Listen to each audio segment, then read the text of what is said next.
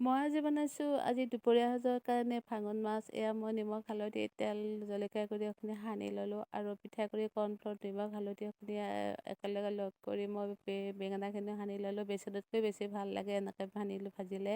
আৰু মাছখিনিতো অকণমান কৰ্ণফ্ল'ৰ দিলোঁ আৰু নিমখ হালধি দি মাছখিনি মই সানি ল'লোঁ আৰু বেঙেনাখিনি ভাজি হৈ গ'ল। আৰু এতিয়া মই মাছখিনিও ফ্ৰাই কৰিলোঁ। আৰু এয়া মই এটা চব্জি এটা বনালোঁ আৰু মাছৰ পেটু অকণমানো ভাজিলোঁ। আৰু কেৰাহীখনত তেল তেজপাত পিঁয়াজ আৰু নহৰু দি আৰু মই এটা নৰসিংহ পাত আৰু মিচকা টেঙাৰ পাতটো ইয়াতে দি দিলোঁ, মাছটো দি দিলোঁ। ইমান ধুনীয়া লাগে খাই। মগুৰ দালিৰ লগত মাছ বনাই খাবচোন বাৰু। আৰু ইয়াক মই পৰিৱেশন কৰাৰ কাৰণে এয়া মই মানে হাঁহীখন সজালোঁ।